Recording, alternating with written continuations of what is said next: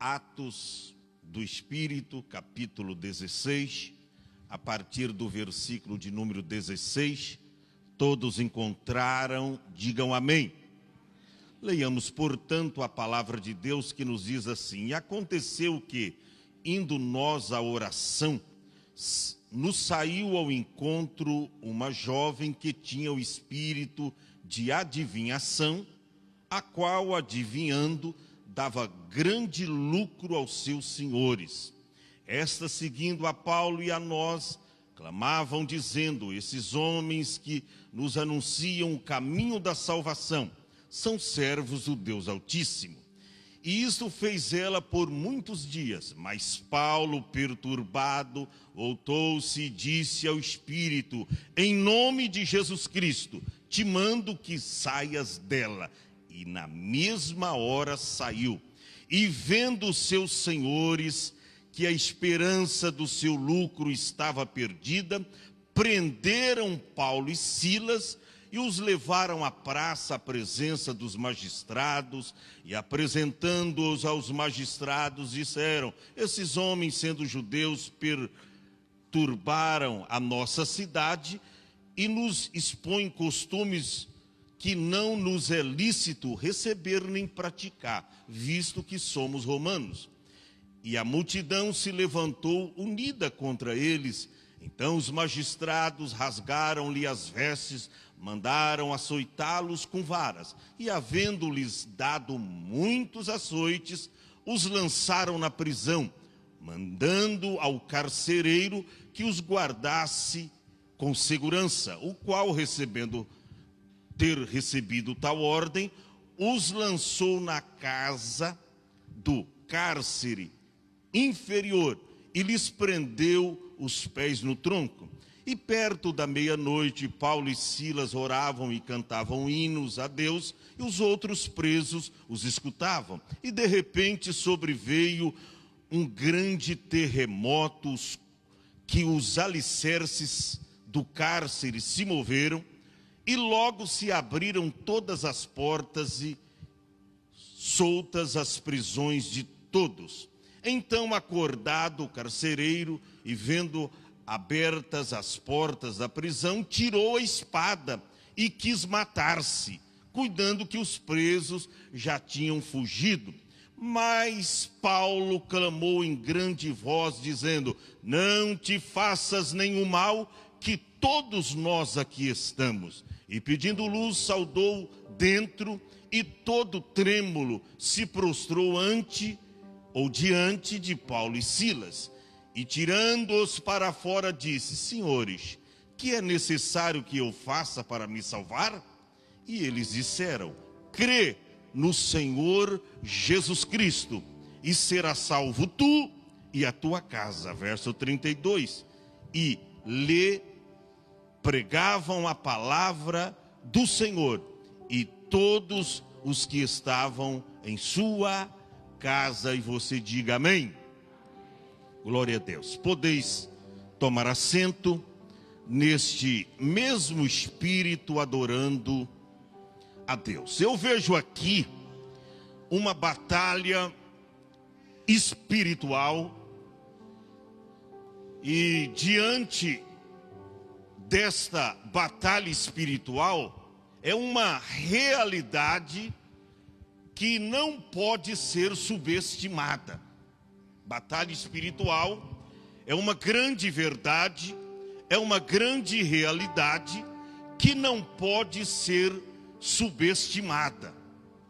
E nós vamos ver aqui também, Paulo teve que pagar um preço pela libertação de uma jovem espírita, de uma jovem que tinha espírito de adivinhação.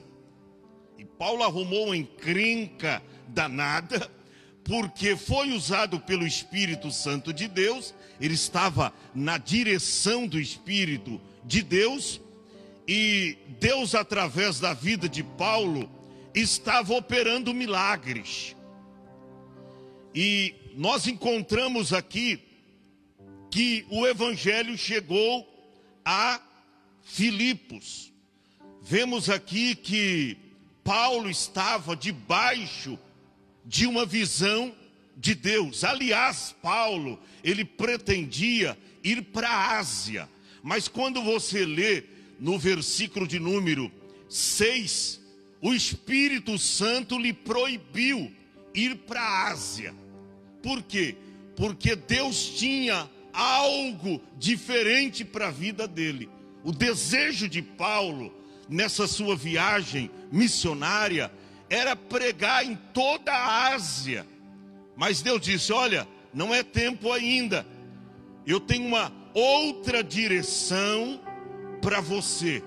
E quando você lê no capítulo 16, o versículo de número 7, diz que eles até tentaram ir para Bitínia, mas o Espírito não lhe permitiu. Deus não permitiu. E é interessante que quando Paulo chega em Troade, Deus dá uma visão maravilhosa para Paulo. Ele tinha o seu companheiro Silas, e Lucas estava registrando tudo. Lucas é o grande escritor de Atos dos Apóstolos, e ele estava com a caneta na mão, registrando tudo. E ele registrou, e está no versículo de número 9, que Paulo teve de noite uma extraordinária visão, em que se apresentou um homem da Macedônia e lhe rogava dizendo: passa a Macedônia e nos ajude. Ou seja, Paulo queria ir para a Ásia, mas Deus diz: você vai para a Europa, eu quero você lá. E Paulo, em plena concordância com o Espírito Santo de Deus, eu quero já abrir um leque aqui e dizer para você, irmão, se o Espírito Santo está falando com você para ir, vá. Se o Espírito Santo está direcionando você para pregar para alguém, ainda que você não queira, de repente essa pessoa lhe fez mal, deu calote em você, ou falou mal de você, mas se o Espírito de Deus está te direcionando a pregar para essa pessoa, vá e prega, porque Deus vai mudar a vida dela. Paulo queria ir para a Ásia. Deus disse: você vai para a Europa. E aí, debaixo ou dentro desta visão que Paulo teve, nós encontramos que ele vai para Filipos.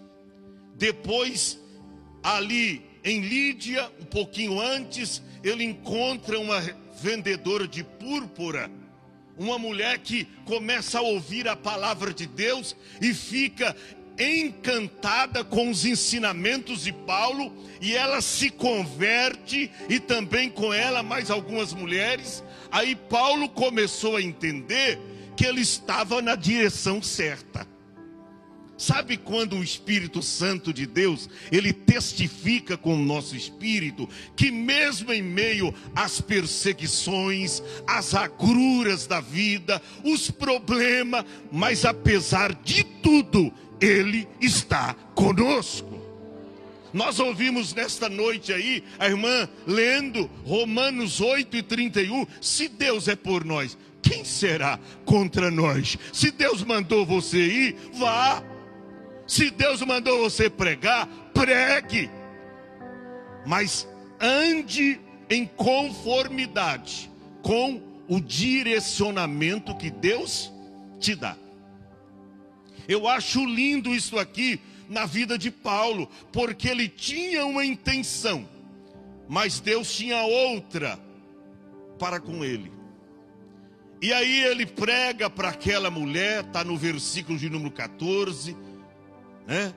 Ele prega ali, era uma vendedora de púrpura, e era muito conhecida, e diz que ela servia a Deus, e quando ela começa a ouvir, ela fica maravilhada, e no verso 15 diz que ela foi batizada com toda a sua casa, e mediante tudo isso que estava acontecendo, ela o constrangeu para ele que ele ficasse ali naquela região, tivesse ou fizesse da sua casa hospedagem.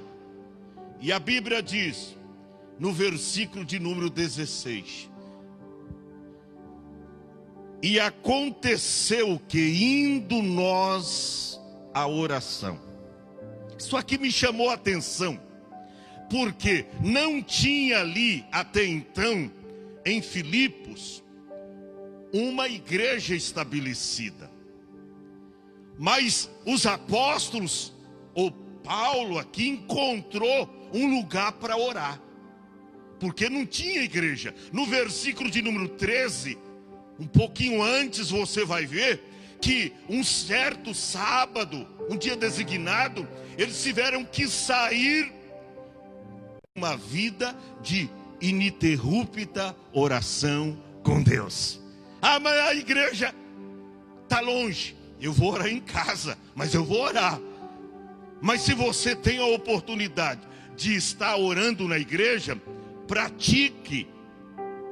Mateus 21:13, Jesus dizendo: a minha casa será chamada casa de oração. Até então não tinha em Filipos uma igreja estabelecida, mas mesmo assim isso não serviu de desmotivação. Paulo não se sentiu desmotivado. Ele diz: olha, a gente precisa arrumar um lugar para orar. Aonde nós vamos? Saíram fora daquele vilarejo e a Bíblia diz que eles encontraram um lugar à beira do rio, e ali eles costumavam a fazer as suas orações, e tinha mulheres também ali orando. Eu quero te dizer uma coisa: quando você ora e com a companhia de Deus, é mais fácil para você vencer os reveses da vida, as lutas, as dificuldades. Quando você ora, você recebe ajuda sobrenatural. Quando você ora, você é fortalecido interiormente. Quando você ora, fica mais fácil vencer os seus problemas. Crente que não pratica ou que não tem o hábito de orar, permita a minha franqueza e a liberdade que eu desfruto do Espírito Santo em vos dizer isso: é crente fracassado. É crente que qualquer probleminha ele desmorona. Não tem crente assim na igreja? Qualquer motivo insignificante, medíocre, ele já quer desistir, ele já quer mudar de igreja, ele já quer parar, ele já, sabe, ele se desmotiva facilmente, porque não é um crente de oração. Isso aqui eu vejo na vida do apóstolo São Paulo. Não tinha ali uma igreja estabelecida, Thaís. Todavia, eles arrumaram um jeito de orar. Não dá para orar aqui dentro da cidade, não tem ainda um lugar permitido. Vamos orar à beira do rio. Mas vamos orar. Não vamos deixar de orar. E aí aconteceu o que está no versículo de número 16. Que um dia designado, aconteceu que, indo nós à oração. O que me chama a atenção aqui, que quem ora já tem em sua frente um grande empecilho. Sabe quem é? Satanás. Satanás não quer que o cristão ore. Jamais, ele não quer. Por quê? Porque o diabo sabe que um crente de joelho é mais poderoso do que um grande exército de pé. O diabo sabe. A razão de todo o nosso fracasso é a falta de oração. Eu sempre digo, uma vida sem oração é uma vida sem poder. Um dia sem oração é um dia sem vitória. Mas Satanás, ele quer fazer de tudo para nos impedir de orar. Se Satanás tivesse 10 bombas atômicas, quantas bombas? 10. E poder para usá-las e lançá-las, ele as lançaria nos 10 eficientes aposentos de orações do mundo. Ele ia escolher a dedo. Essa família ora mais. Uma bomba para essa família. Vou matar, vou acabar com toda a família. Ele escolheria os 10 eficientes lares de oração do mundo para utilizar aquelas 10 bombas atômicas. Ou seja, o crente que vive uma vida de oração, e olha, isso não é para desmotivar você que ora. Pastor, então o senhor está dizendo que orar é arrumar encrenca com o diabo? É exatamente isso que eu estou falando. Mas eu prefiro estar bem com Deus encrencado com o diabo, irmão. Aleluia, porque quem tem Deus tem a maioria, quem tem Deus tem a vitória, porque maior é aquele que está conosco do que aquele que está no mundo. Eu prefiro estar bem com Deus, encrencado com o diabo. Mas verdade é, o diabo não gosta de crente que ora. Você não sabe, você está aqui hoje, mas não sabe como o diabo está raivoso contra a sua vida. Só porque você saiu da tua casa e veio para o templo adorar. Aleluia. Só porque você enfrentou a chuva, quem sabe veio até tomando chuva. Eu vi aqui algumas irmãs que veio com guarda-chuva, se molhando as pernas, mas veio adorar a Deus, porque sabe que diante de todo sacrifício, a bênção vai ser recompensadora, porque Deus olha para você, Ele sabe a tua necessidade. E eu digo, olha aí a minha serva. Ó o meu servo, olha o ânimo. E às vezes, olha para cá, até inserido num grande problema, numa grande dificuldade, o diabo diz, eu quero ver se ele vai adorar, quero ver se ela vai adorar. Mas chega o momento do culto, você larga tudo, aleluia, até esquece dos problemas, e você vem para o templo adorar e buscar a presença de Deus. Eles vão para a oração. Eles vão o quê? Para oração. Só que quem propõe no coração para orar, talvez pode ter de frente grandes dificuldades. Não é porque você é um crente de oração que você estará isento de problema. É aí que você vai ter problema. Só que em todos eles você é mais do que vencedor. Eles vão para a oração. E a Bíblia diz que saiu ao encontro uma jovem espírita. Que isso, pastor? É verdade. Que é esse povo que tem esse negócio de adivinhações, né? Adivinhar o futuro, a regressão, ou a melhoria do homem, do ser humano. Sabe? E eles, encontraram com esse problema. Aparentemente, parece que a gente não vê problema, porque o diabo ele vem até nós de uma maneira disfarçada. Era uma jovem, a Bíblia diz que tinha um espírito de adivinhação, a qual adivinhando dava grande lucro aos seus senhores. O que eu vejo aqui? Que aquela jovem era possessa de um espírito mau. Você vê que o espírito mau e Satanás, ele vem até nós com sufismo. O que é sufismo? Obra de engano. Ele vem e você nem percebe. Poxa, olha, essa mulher, diz a Bíblia nos versos posteriores, que ela era tida ali na cidade como uma grande personagem.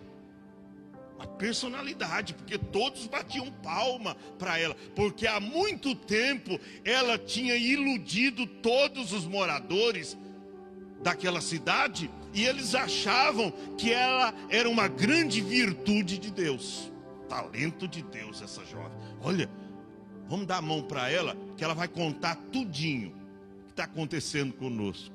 Isso faz me lembrar, porque eu sou filho de uma ex-feiticeira, que foi uma das maiores feiticeiras, se não a maior, da região de Barretos, cidade interiorana, estado de São Paulo, que eu nasci. E ali não tinha uma outra igual à minha mãe, maior feiticeira da cidade. E o que eu vi a minha mãe fazer, mexendo com os pauzinhos, desmanchava casamento, arrumava casamento. Mas eu já disse aqui para os irmãos, o diabo é assim, quando ele conserta um braço, ele estraga o outro, tá? O diabo também faz coisas terríveis. Apocalipse 13:13 diz que até fogo o diabo faz cair do céu à terra à vista dos homens para enganá-los. O diabo é terrível. E eu vi a minha mãe fazendo cada coisa terrível. Mas por trás de tudo aquilo era o diabo que estava operando. E quando ela caía endemoniada, porque faltava com os despachos, nas encruzilhadas e no cemitério à meia-noite, o diabo tomava ela lá, que juntava 4, 5 homens e não conseguia dominá-la. Terrível. Então esta jovem aqui, ela tinha iludido, diz a Bíblia, toda a cidade. E quando ela saiu ao encontro, o que ela dizia? O verso 17: e seguindo Paulo e a nós, Lucas registrando, escrevendo, clamava dizendo, e olha, parecia um elogio, que coisa boa, né? Ela não estava errada, Grazi, no que ela estava falando. Esses homens que passam sempre por nós, que nos anunciam o caminho da salvação, é servos do Deus Altíssimo. Mas isso é o diabo não querendo arrumar encrenca. Eu digo, não, esses aí, o poder que eles têm é maior do que o poder que me detém. Então, o diabo com sufismo, começou a elogiar. E quem sabe, irmão, se fossem os obreiros, os pastores, os missionários de hoje, diria, irmão Silas, que maravilha, rapaz, Deus está usando a boca dessa mulher, está dizendo que nós somos servos do Deus Altíssimo. Glória a Deus, menina, que Deus te abençoe. Se fosse nós hoje, diríamos isto, Deus está usando a boca dessa jovem. Mas Paulo e o cristão espiritual, ele tem que ter discernimento. Ele precisa saber quando é Deus que está falando e quando não é Deus que está falando. Ele precisa conhecer a voz de Deus. Ele precisa ter discernimento espiritual. E a Bíblia diz que por muitos dias ela fez isso. Esses homens que nos anunciam o caminho da salvação, eles são servos do Deus Altíssimo. Mas um dia, irmão, Paulo se sentiu perturbado. O Espírito Santo testificou com o espírito dele. E ele voltou e disse ao Espírito, em nome de Jesus Cristo, te mando, saias dela. E a Bíblia diz que na mesma hora saiu. Equivale a dizer que na mesma hora a moça ficou liberta. Agora, se chegasse mais alguém, você sabe dizer o meu nome? Não, eu não sei. Mas você estava adivinhando antes. Não, mas agora eu estou liberta. Dá para você contar algumas coisas que estão acontecendo aí comigo? Olha, agora eu não consigo adivinhar mais nada. A Bíblia diz que isso trouxe uma encrenca. Por quê? Porque Paulo aqui, ele teve que pagar um preço pela libertação desta jovem que tinha espírito de adivinhação. No verso seguinte, diz a Bíblia, e vendo os seus senhores, verso 19, que a esperança dos seus lucros estavam perdida. Olha aí, por trás daquele espírito mau que possuía a vida daquela jovem, fazendo que ela fosse sapiente, adivinhadora de todas as situações, iludiu toda a cidade com esse espírito de adivinhação. Quando aqueles senhores que a dominava, que pegava toda a grana que ela ganhava através daquele espírito mau, que era um espírito mau, irmão. A Bíblia diz que eles prenderam Paulo e Silas e os levaram à praça, à presença dos magistrados. Olha aí, você vê, eles estavam primeiro orando. Mas não foi o Espírito Santo que no versículo 9 diz que era para eles ir para lá, para Macedônia, e pediram até ajuda? Sim, porque tinha gente lá oprimida, tinha gente lá que precisava ser liberta, inclusive esta jovem e toda a cidade que estava iludida pelas suas adivinhações. Hoje o diabo, ele ficou um pouquinho mais moderno. Hoje é horóscopo, né? Tem gente que é o signo. Rapaz, o meu signo hoje está dizendo que eu não posso nem sair de casa. Eu vou dar um jeito de ligar pro meu patrão para dizer para ele que eu vou inventar uma desculpa, porque, sabe, hoje estão dizendo, não é dia nem de eu sair de casa, eu vou ficar trancada. Outra vez é as cartomantes. Esse dia, na minha caixa de e-mail, eu olhei lá, você não quer saber do seu futuro? Eu já sei do meu futuro, eu estou nas mãos de Deus. Meu irmão, cuidado com horóscopo, cartomantes, adivinhações. Esses dias andando lá em Santos, num lugar lá, veio 2 ciganas. Você não quer que eu dê uma olhada na sua mão? Eu falei, olha, ela já está olhada. A Bíblia diz que o meu nome está escrito nas mãos de Deus. Agora, esse é evangélico, né? Eu falei, graças a Deus. Irmão, você está nas mãos de Deus. Veja que isso trouxe uma situação terrível para os apóstolos. Por quê? Eles foram levados à presença dos magistrados, e a Bíblia diz que foram acusados injustamente, porque aqueles homens disseram, esses homens, sendo judeus, eles perturbam a nossa cidade. Irmão, Paulo não estava fazendo isso. Paulo estava pregando o evangelho. Você vê que quando você assume esse compromisso com Deus, você pode ser interpretado mal. Alguém pode apontar o dedo para você. Alguém pode dizer, esse crente aí está perturbando. Esse crente aí está atrapalhando. Ele liga aí a vitrola, ele liga o som aí tão alto. Alguém vai se perturbar com as suas atitudes de um verdadeiro cristão. Olha aonde Paulo estava. Diante dos magistrados, sendo acusado. Esses homens nos expõem costumes que não é lícito praticarmos. Está nos versos seguintes. Visto que nós somos romanos. Ele está colocando costume. Paulo não estava falando nada de costume. Paulo estava pregando o evangelho e libertando aquela jovem que era cativa de Satanás.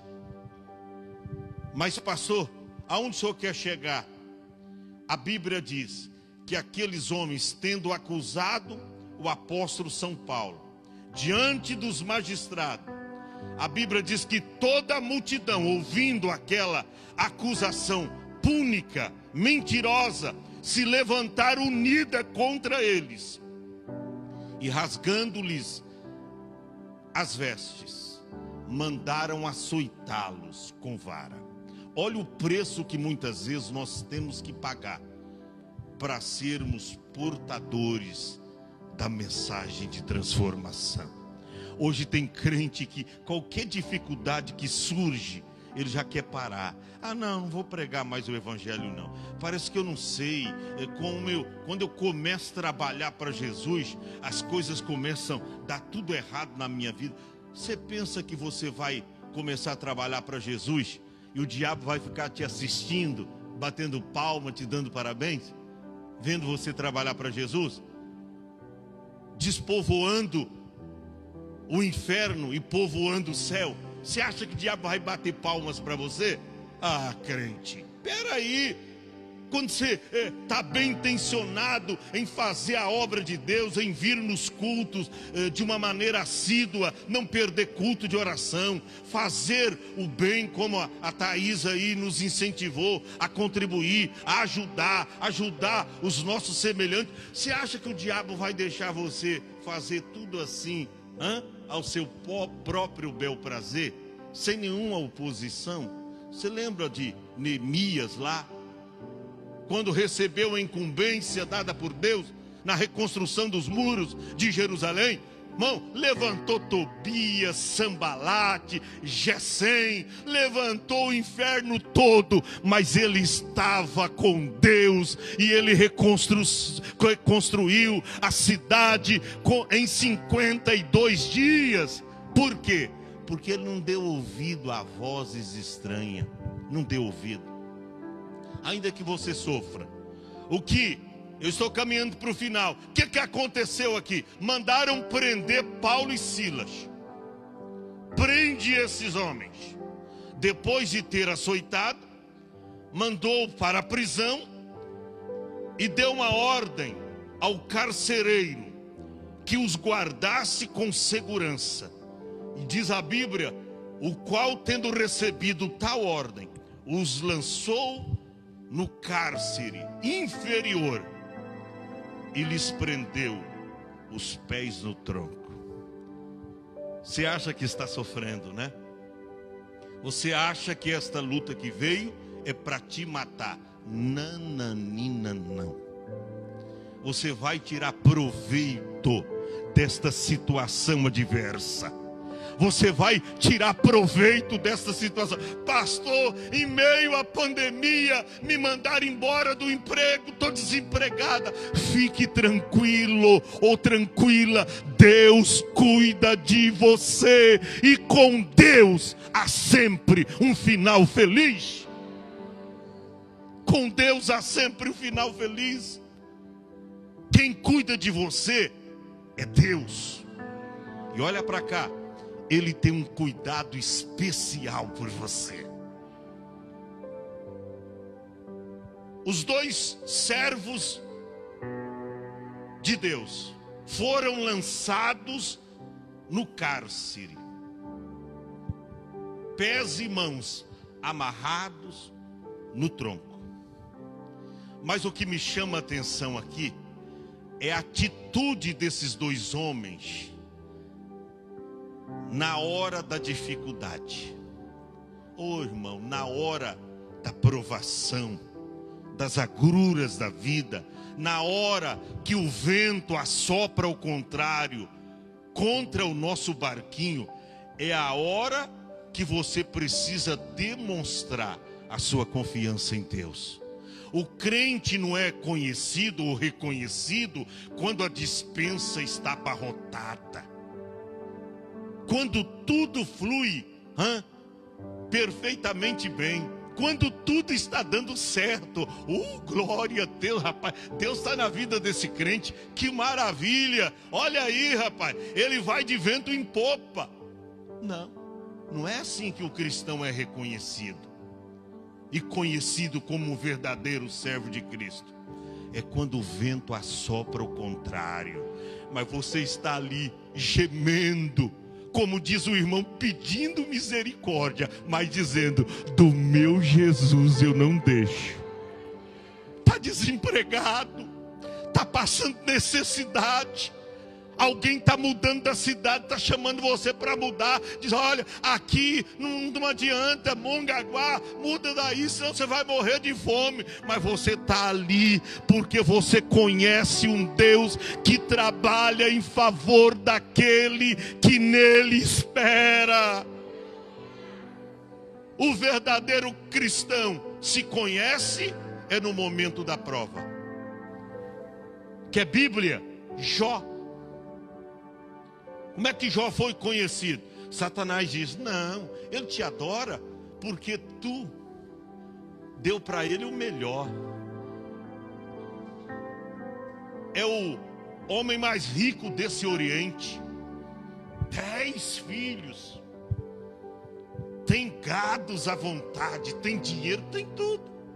mas tira tudo quanto ele tem, e verás se não blasfema de ti na tua face. Aí Deus olha para Satanás e diz: você acha isso? Então pode tirar. Diz que tirou tudo. Numa tacada só ele perdeu 10 filhos. Quantos?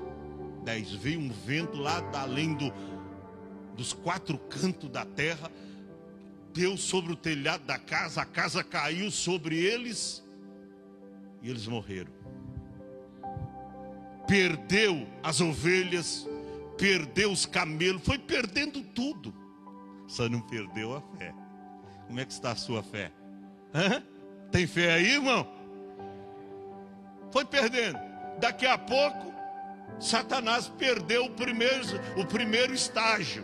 Ele disse que Jó negaria a Deus. Jó não negou.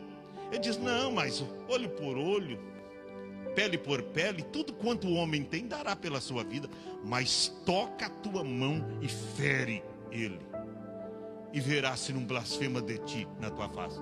Aí Deus olha para Satanás e diz: eis que ele está nas tuas mãos, poupe porém a sua vida. E aí vem Satanás e fere Jó, desde a planta do pé, diz a Bíblia, até o alto da cabeça. E ele fica leproso, em outras palavras, cheio de chagas. Aí chegou a hora da prova mais cruente na vida de Jó. Ele usa a esposa, e o espírito mau entra nela e se aproxima dela. E ele está lá sentado no meio das cinzas, raspando as feridas, com um pedaço, um caquinho de telha. Foi a única coisa que sobrou ele, um caco de telha. E ele está lá. E aí ela vem se aproximando, olha para ele e diz: ô Jó, aonde está o teu Deus? Ela não disse aonde está o nosso Deus. Isso significa que ela já tinha abrido mão de Deus, se tornou apóstata. A apóstata é a palavra no original que vem, abriu mão de Deus, abriu mão da autêntica fé em Deus. Ela se tornou apóstata quanto à fé. E ela chega e diz: aonde está o teu? Ela não diz o nosso Deus, o teu Deus, aquele que você fala nele todos os dias. Jó, nossos filhos morreram, nossas criações estão mortas, todas mortas, e você perdeu a saúde, e você fica aí no meio das cinzas, raspando as suas feridas com um caco de telha. Faz o seguinte: amaldiçoa o seu Deus e morre. Tu é imprestável, morre. Mas eu vejo, irmão, oh, aleluia, crente fiel, ele é conhecido e reconhecido em meio à provação da vida. E naquele momento, quando a mulher e Satanás, quem sabe, estava ali por perto, dizendo: quer ver? Ele vai blasfemar, ele vai obedecer a mulher, ele vai ser influenciado pela mulher. Mas parece que eu vejo Jó se levantando e levantando a sua cabeça, e com aquele caco de telha na mão. E alguém diz: quer ver? Satanás, quem sabe, dizia: ele vai pegar até o caco de telha e jogar nela, de tanta raiva. Mas ele levanta com os olhos cheios de amor, sabendo que era um momento de fraqueza que a mulher estava tendo, mas ele a amava. E ele dizia: ó mulher, como fala qualquer doida, assim falas tu. Receberíamos o bem de Deus e não receberíamos o mal. O Senhor deu, o Senhor o tomou. Bendito seja o nome do Senhor. Sabe por quê, mulher? Eu sei que o meu Redentor vive e que por fim se levantará. E aí, quando você vai lá para o final da Bíblia, do livro de Jó 42:10, você vai ver que Deus virou o cativeiro de Jó. E ó, ele nem orava por ele, ele orava por quem? Pelos amigos. Jó 42:10. Deus virou o cativeiro de Jó. quando orava pelos seus amigos. Olha para cá, talvez você está inserida ou inserido num contexto de dificuldades muito grande, mas Deus te trouxe aqui para te dizer que esta noite Ele virará o teu cativeiro. Ele pode mudar a história da sua vida hoje, aqui. Mas você precisa ter uma atitude na provação. Que atitude linda! Eu vou terminar aqui e os adoradores já sobem para cá. Escute bem isso. A Bíblia diz que naquele momento de dificuldade, Paulo e Silas, o que eles fizeram, pastor?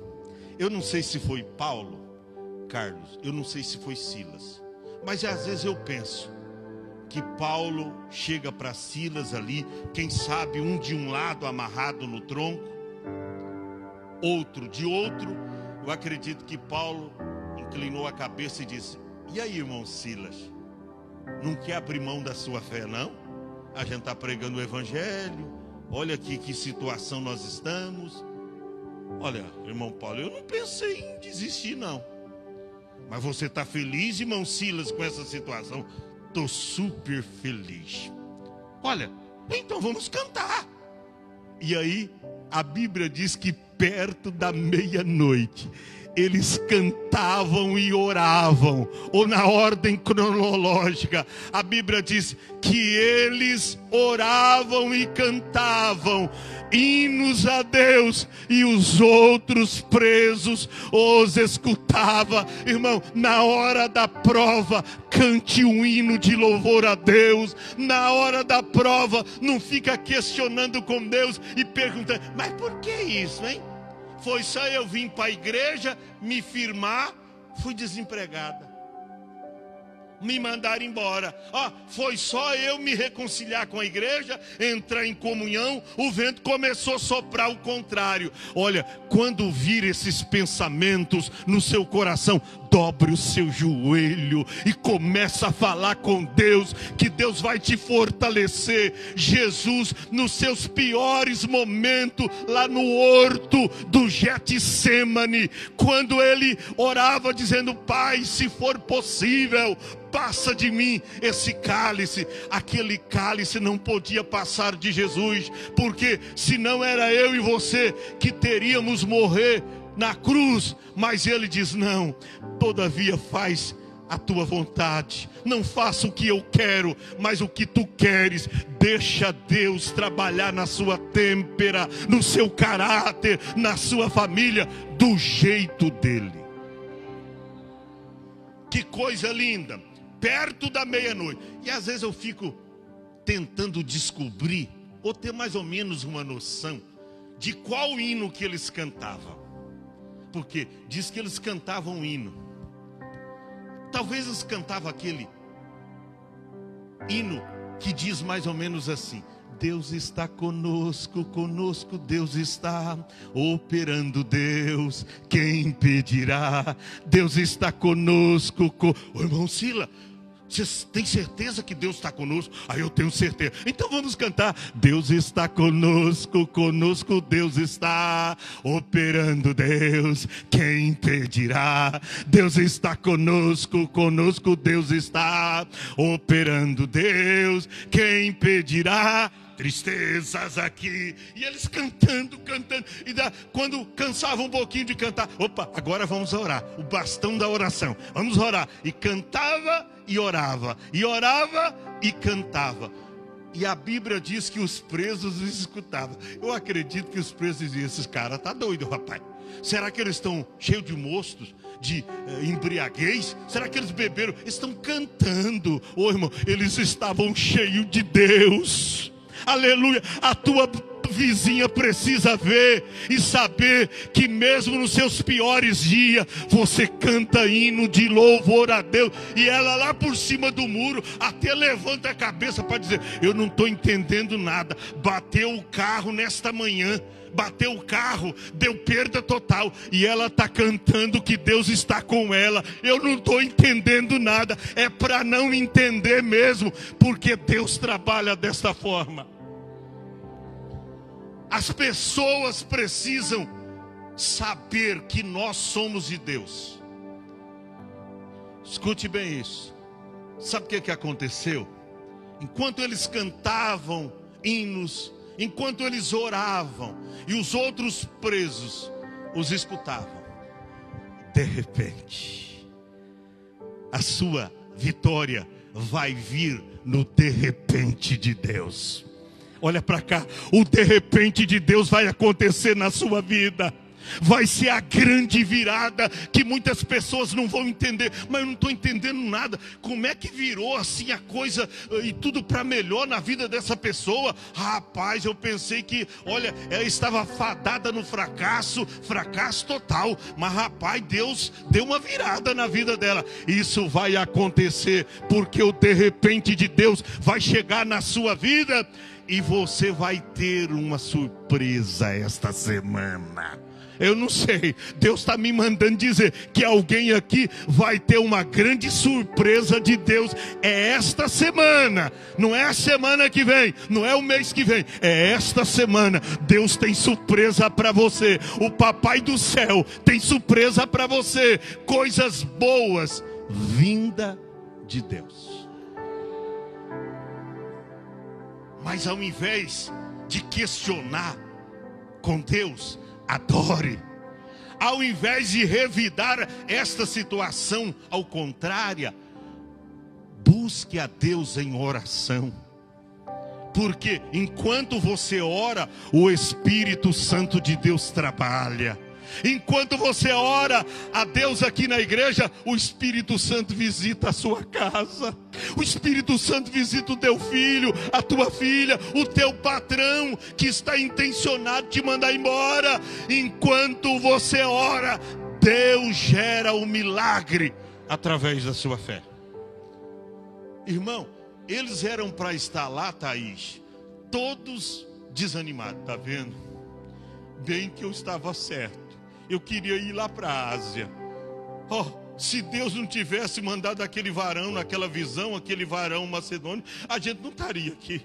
Olha, tá vendo? Eu estava certo, Silas. Eu estava certo. Mas eu fui lá, eu caí nessa besteira de obedecer a visão. Irmão, obedeça a visão de Deus. Ainda que você tenha que passar por situações difíceis, você vai ver que com Deus há sempre um final feliz. Eu finalizo aqui. De repente veio, e não está escrito veio, mas sobreveio um grande terremoto. O terremoto de Deus vai chegar para a sua vida. E não é para destruir tudo não. Aleluia. É para pôr tudo no devido lugar. Você viu que o terremoto veio e não abalou ali, jogou a casa do cárcere para o chão, não. Tremeu tudo e só abriu as portas. Tremeu os alicerces. Mas não diz que a casa caiu. Abriu as portas das prisões de todos. Por isso que no verso seguinte, quando o carcereiro viu isto, ele arrancou da espada, porque naquela época era assim. Os magistrados romanos davam a ordem para guardar os presos em segurança.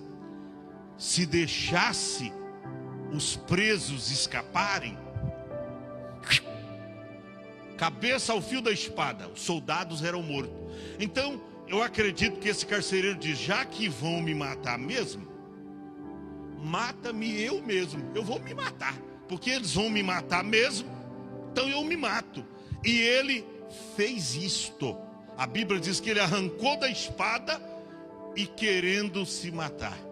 Mas Paulo bradou em alta voz, não faça tal coisa, porque todos nós os presos, todos nós aqui estamos, e pedindo luz, deram luz. E a Bíblia diz que Paulo então se apresenta, e aí aquele carcereiro, ele cai de joelho, e ele faz a seguinte pergunta, e tirando-os para fora disse: senhores, chamando o preso de senhor. Aleluia. Está vendo a situação boa que Deus vai te colocar? O que é necessário que eu faça para me salvar? Paulo diz: crê no Senhor Jesus Cristo e será salvo tu e a tua casa. Ou seja, você e toda a sua família. Fica em pé. Nós vamos cantar aqui um louvor. Mas eu sinto tanto Deus aqui nesta noite, a ponto de te dizer que o que Deus vai fazer na tua vida esta semana vai te surpreender. Pastor, mas diante da situação que eu estou, como é que isso vai acontecer? Olha para cá. A Bíblia diz que para os homens muitas coisas são impossíveis. Lucas 1:37, o Espírito Santo aqui me dá na hora. Lucas 1:37 diz: mas para Deus não. Aleluia. Por quê, pastor? Porque para Deus nada é impossível. Nada. Talvez você está olhando humanamente falando e diz: pastor, mas é difícil isso acontecer, porque eu não vejo como isso vai acontecer. Você não precisa ver, você precisa crer. Você não precisa de ver. Jesus diz: bem-aventurado aqueles que não viram, mas creram.